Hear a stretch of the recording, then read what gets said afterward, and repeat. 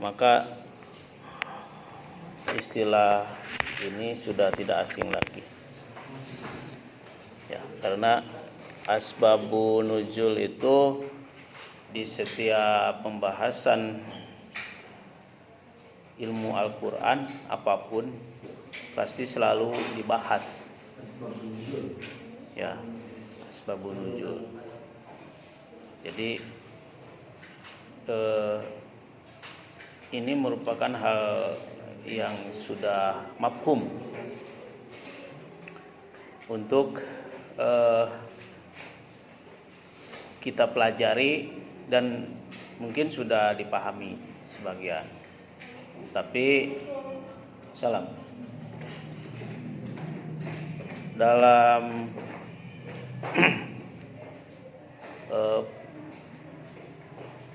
pelaksanaannya ataupun ilmu ini seperti apa ya dalam pembahasan ulumul Quran itu sangat relevan. Karena kan ketika kemarin kita bahas soal rasem Al-Quran ya, bagaimana kesepakatan para ulama, kesepakatan para sahabat pada masa Khalifahan Utsman bin Affan menyepakati satu qiraat atau mengumpulkan ya, lembaran-lembaran Al-Quran yang tercecer, ada di pelapa kurma, ada di kulit atau kulit binatang, ada yang di batu gitu ya, ada yang di tempat minum atau cangkir gitu ya, yang besar tempat air minum itu ada yang di sana dan sebagainya. Jadi sehingga dikumpulkan. Nah, bagaimana sehingga Al-Quran itu bisa dikumpulkan? Nah, kaitannya kemudian setelah itu para sahabat ya, termasuk Zaid bin Sabit, Muhammad bin Haris itu mengumpulkan tadi, kemudian juga tahu gitu ya seperti apa awal mula adanya satu ayat gitu. Muncul ayat itu atau disampaikan oleh Rasul sesuai dengan kondisi. Tetapi tidak semua ayat Al-Quran juga menyesuaikan dengan saat itu kebutuhannya. Misalkan ketika Rasulullah ke Taif misalkan, kemudian berdakwah dan dihadang oleh orang-orang Taif ya, kafir-kafir Taif waktu itu. Kemudian Rasul kan pulang. Nah, turunlah ayat bagaimana kita harus menerima kesalahan orang itu dengan berdoa gitu ya. Kemudian bagaimana kita harus lapang dada dalam menerima cobaan gitu, dengan cara apa? Dengan cara justru berdoa Rasul. Nah, artinya setiap kejadian peristiwa-peristiwa itu ada asbabnya gitu kan. Tetapi tidak semua ayat Al-Quran juga ketika diturunkan juga ada sebabnya. Tapi hampir keseluruhan ya ayat Al-Quran itu turun sebabnya. Maka Al-Quran itu ya, bukanlah sebuah buku dalam pengertian umum, karena ia tidak pernah disusun atau diformulasikan. Kalau buku kan hasil penelitian ya, Buku itu hasil penelitian. Yang namanya hasil penelitian itu tadi logiko, hepatitiko, verifikatif itu ada. Jadi logis, ilmu pengetahuan itu kan gitu ya, struktur ilmu pengetahuan kan gitu ya. Logis, kemudian ada verifikasi, ada scientific ya, ada ilmu pengetahuan di dalamnya, kemudian kesimpulan dan verifikasi. Coba Anda bikin makalah, harus ada pendahuluan, ada latar belakang, dan kemudian ada pembahasan dan kesimpulan. Atau Anda bikin jurnal atau jurnal ilmiah, atau Anda bikin skripsi, harus ada latar belakang, pembahasan, dan kesimpulan. Tapi Al-Quran tidak, karena tidak diformulasikan seperti itu. Ya.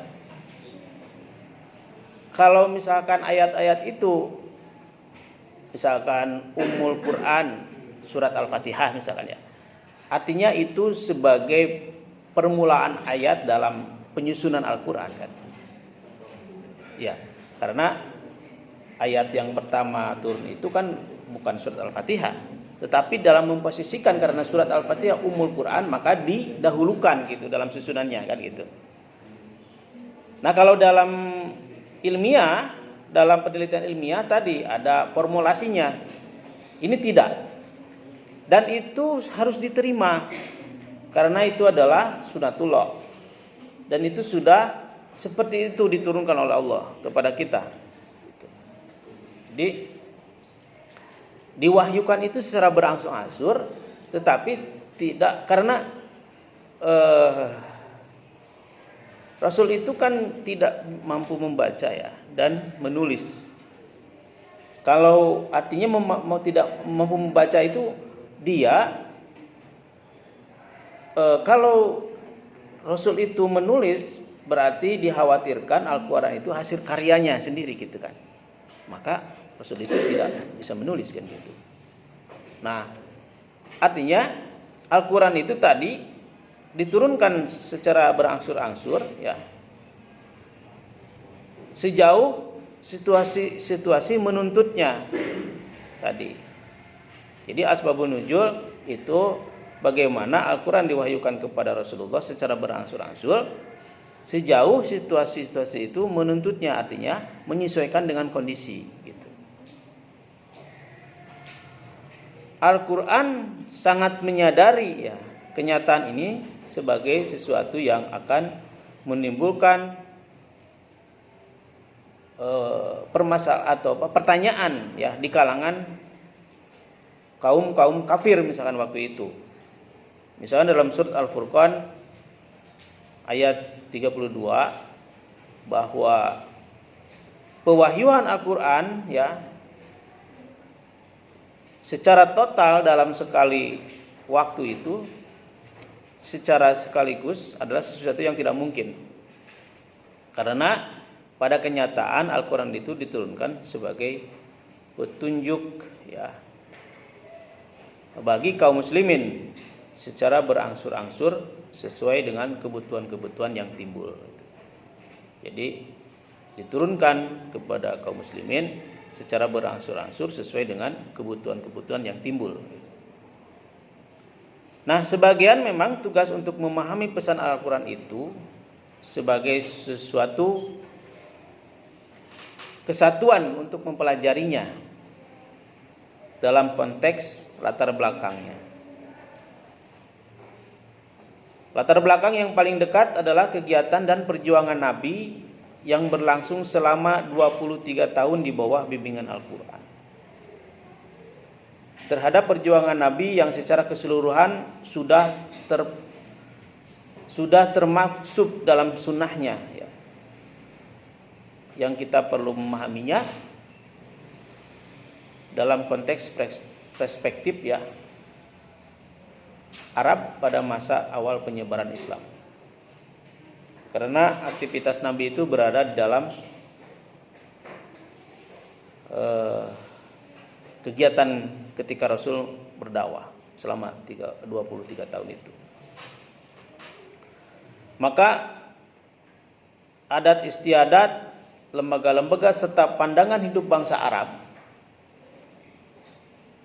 pada umumnya menjadi esensial ya. Karena memang memahami konteks aktivitas Nabi.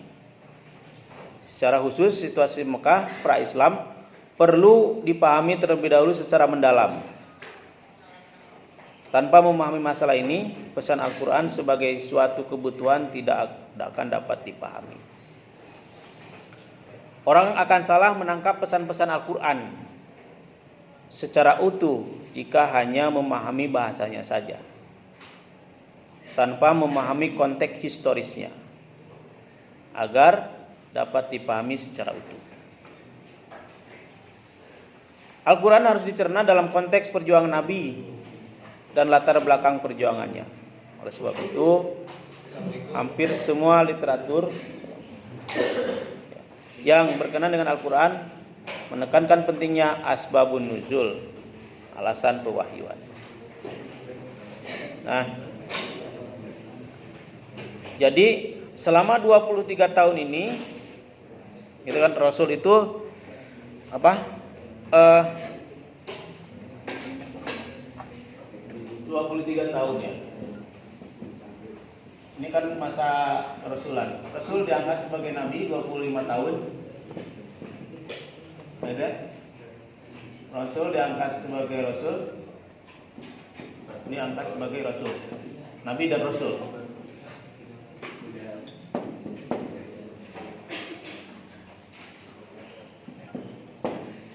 Bagaimana kultur Arab? Bagaimana kultur Arab pra-Islam itu? Ini juga Pak harus dipahami ya.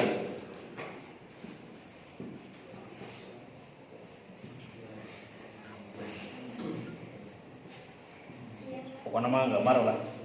Ya. Ini apa? Ini apa? Ini ecelungan.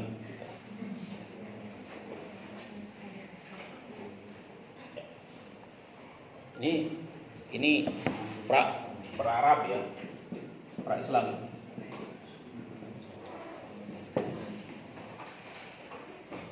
Ini siapa yang membangun? Nabi Ibrahim.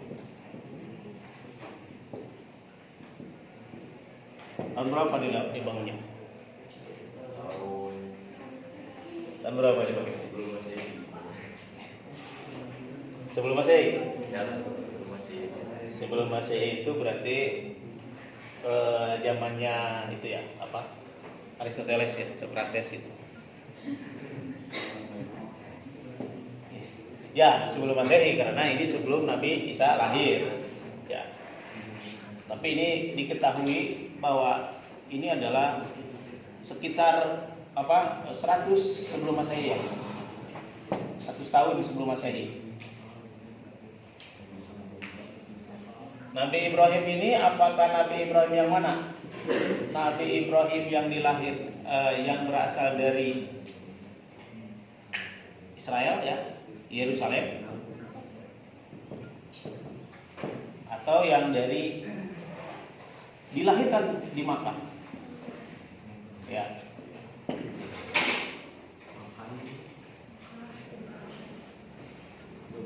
Ini taruhlah air jam-jam ya.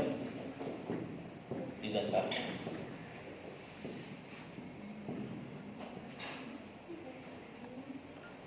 Kenapa ada air jam-jam? Sejarah Nabi Ismail. Nabi Ibrahim punya istri namanya Siti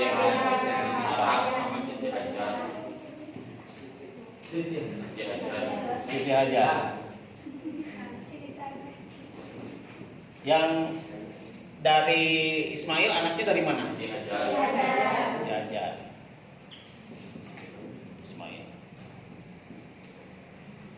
Ismail punya saudara namanya Ishak.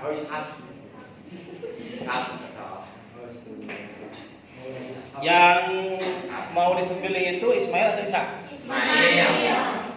Oh, Nabi Ismail. Kata siapa Nabi Ismail?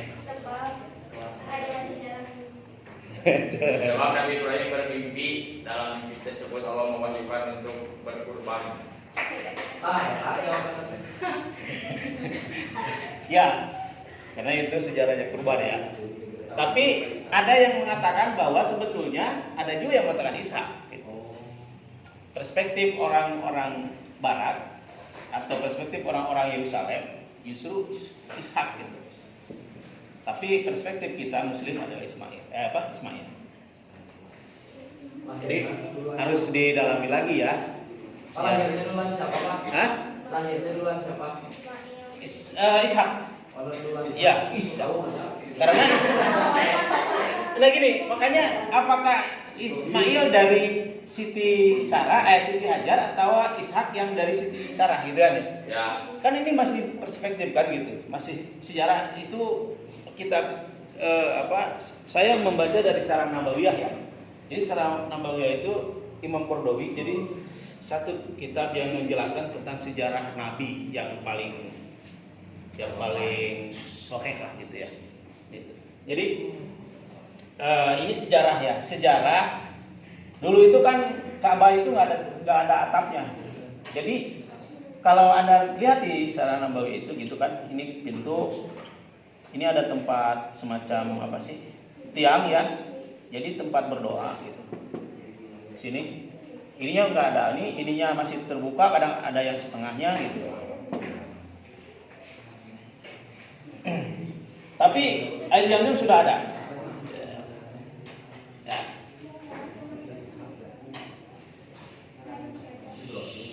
Nah, tadi yang dari Yerusalem, ini kan kalau lihat peta gini ya.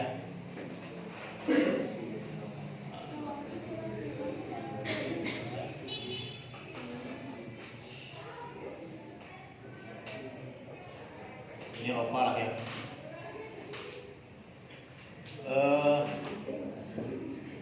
Ini Yerusalem. Ini Mekah. Jauh ya? Jauh. Ini Persia. Persia itu Irak ya. Sekarang Irak.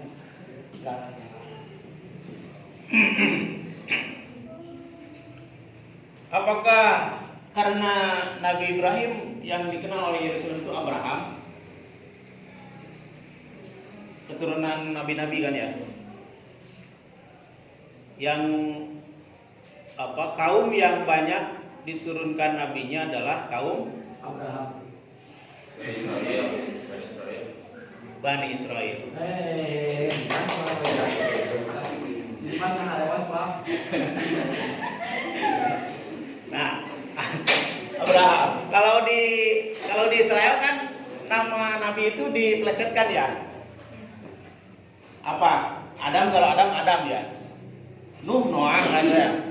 Terus siapa lagi? Yusuf, Yosef. Siapa lagi? Nah, Daud, David. Apa lagi? Iya, Daud, David. Kan Ibrahim juga Abraham. Ya. Nah, karena keturunan nabi-nabi itu, maka biasanya orang Yerusalem, orang Bani Israel itu dia sangat kejam terhadap siapapun. Dan dianggap bahwa Ibrahim ini, dia juga sebenarnya berdagang ya. Berdagang itu ada kemungkinan dia juga hijrah ke Makkah, karena kan di sini itu ada Efrat ya, ada Nil gitu ya. Jadi kenapa dulu itu bangsa-bangsa dulu itu ya, termasuk di Cianjur, sejarah kalau Anda lihat Cianjur itu sungai-sungai, kelompok-kelompok masyarakat itu selalu berada di tepian sungai. Sokwe. Kenapa disebut Cianjur? Ada sungai Cianjur. Eta nu belakang Pemda ya, ada jembatan. Itu sungai Cianjur. Kita itu berada di pinggiran sungai. Dulu itu Cikundul. Cikundul itu sungai. Sungai Cikundul. kenapa masyarakat dulu selalu berada di pinggir sungai atau di lembah-lembah?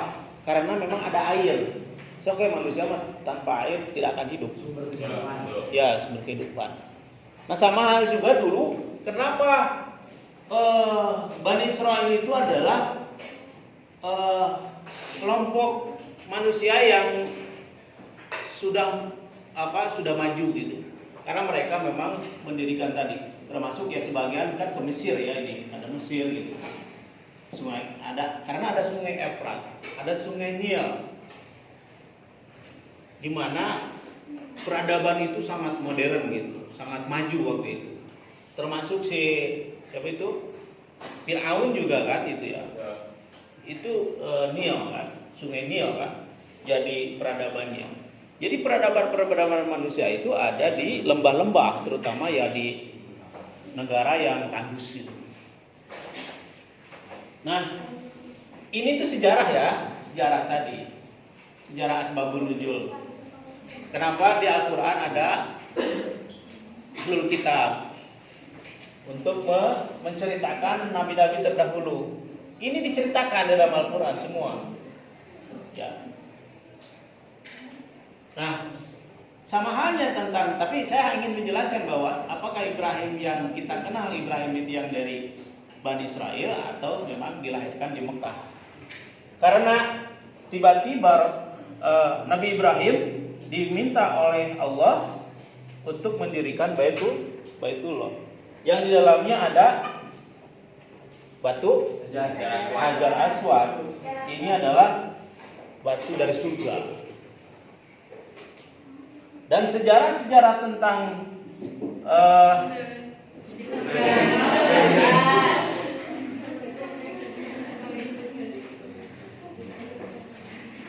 ada tahu burung ababil? Tahu. Nah, ababil. Ini sejarah lagi ya, Al-Quran ini. Burung ababil.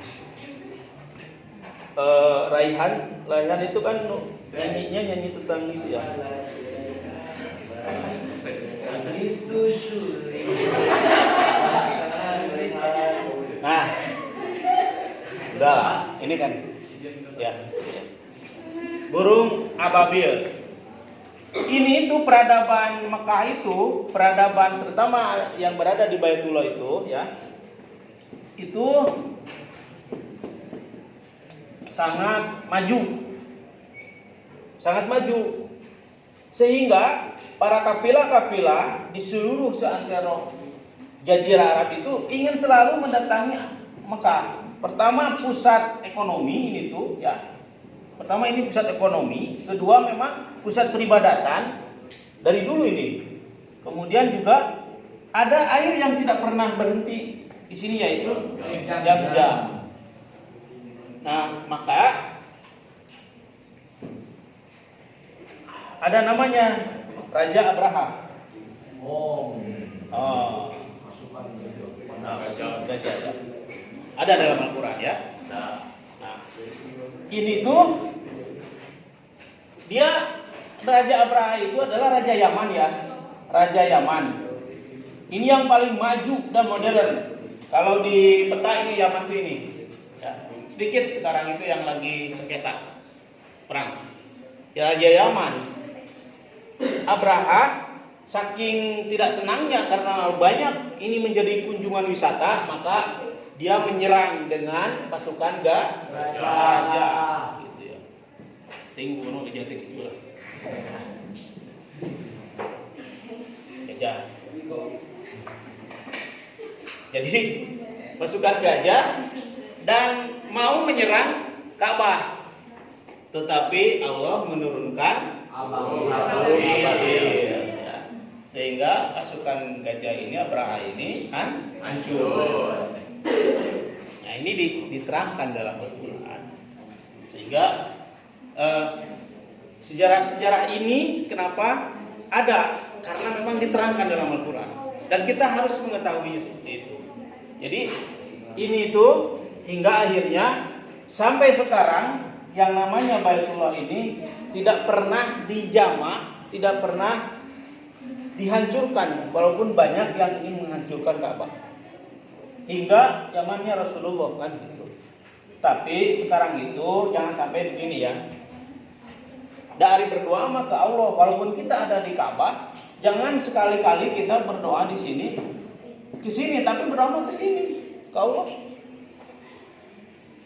Kadang-kadang kan di kita mah banyak yang umroh itu sampai tiap tahun umroh ya, bahkan setahun itu 2 kali, itu mah lain umroh, lain ibadah, itu mah lain kajian jalan-jalan gitu. Ya kadang-kadang juga terlalu juga Ka'bah itu hanya Baitullah sebagai simbol penciptaan Allah kepada Nabi Ibrahim, kemudian dilanjutkan oleh para nabi setelah Nabi Ibrahim untuk dijaga sebagai kiblatnya umat muslim di seluruh dunia. Kalau jadi katanya ada di atasnya ada langsung ke itu kan hanya perspektif ya. Ada lawang ke surga atau lawang ke langit dan sebagainya. Allah alam ya gitu. Nah, jadi kenapa kita harus mempelajari asbabun nuzul biar mengetahui sejauh mana situasi Mekah pra-Islam itu perlu dipahami terlebih dahulu secara mendalam sehingga orang tidak akan salah menangkap pesan-pesan Al-Quran secara utuh ya. Jika hanya memahami bahasanya saja tanpa memahami konteks historisnya. Jadi Ka'ab bin Lu'ay kemudian sampai ke Nabi Muhammad dari Nabi Ibrahim itu ya, ini ada rentetannya sehingga Allah menurunkan Nabi terakhir dan diberilah Al-Quran sebagai petunjuk ya bagi sekalian alam. Pengertian asbabun nuzul ini menurut pemahamannya bentuk ifadah dari kata asbab dan nuzul. Secara etimologi asbab an-nuzul itu adalah sebab-sebab yang melatar belakangi terjadinya sesuatu. Ya. Jadi asbab dan nuzul, sebab-sebab yang melatar belakangi terjadinya sesuatu. Meskipun segala fenomena yang melatar belakanginya terjadi sesuatu bisa disebut asbabun nuzul. Namun dalam pemakaiannya ungkapan asbabun nuzul khusus dipergunakan untuk menyatakan sebab-sebab yang melatar belakangi turunnya Al-Quran. Seperti halnya asbabun nurud ya, yang secara khusus digunakan sebagai sebab-sebab terjadinya turunnya hadis atau adanya hadis. Secara terminologi, para ulama memberi pengertian asbabun nuzul itu yang pertama menurut Az-Zarqani. Kata Az-Zarqani, asbabun nuzul adalah khusus atau sesuatu yang terjadi serta ada hubungannya dengan turunnya ayat Al-Quran sebagai penjelas hukum pada saat peristiwa itu terjadi. Ada sebab hukum. Bagaimana satu ayat itu turun berkaitan dengan hukum-hukum gitu ya. Tadi misalkan soal riba misalkan Al-Baqarah 284. Wa ahalallahu bai'a wa harama riba. Nah, ketika itu turun itu karena disebabkan orang waktu itu terutama pra-Islam ya, zaman jahiliyah, transaksi-transaksi itu mempergunakan bunga atau riba. Nah, jadi kalau di kita itu kayak apa sih? Lintah darat ya istilahnya. Apa itu? Rentenir. apalagi Kosipa ya. Kosipa itu nggak semua rentenir ya. Tapi kadang-kadang perspektif kita tentang Kosipa itu adalah ya rentenir lah. Bunganya besar. Nah, Bang Emok. pinjam 100.000 harus mengembalikan 200.000. Ibu-ibu di dapur kan gitu. Ibu-ibu di dapur itu maksudnya ibu-ibu yang sehari-harinya di rumah, dia pingin punya uang 200.000 pinjam ke Kosipa 100.000. Tiap hari itu 5.000. Kecil sih tiap hari, tapi kan lama-kelamaan besar ya. Tapi itu sangat menjerat. Ketika tidak bisa membayar, maka jaminannya misalkan ada televisi, ada apa di rumah itu dibawa. Ya, jadi itu bagaimana penolakan terhadap Bang Emok? Ya karena selain riba juga menjerat ya, atau memberatkan nasabahnya gitu, atau peminjamnya. Nah ini sehingga waktu itu transaksi-transaksi yang dilakukan pada pra Islam itu riba, sehingga turunlah ayat tentang riba tadi ya. Kemudian ada beberapa juga ayat yang sebagai tadi, kalau ini sejarah itu sebagai cerminan bagi umat-umat kita, umat-umat Rasul, bercermin pada bagaimana umat-umat terdahulu hancur, kan, dihancurkan oleh Allah karena mereka tidak beriman dan tidak menjaga alam, kan gitu. Misalkan bagaimana Firaun dihancurkan kan oleh Nabi Musa gitu, dengan tongkat ajaibnya melewati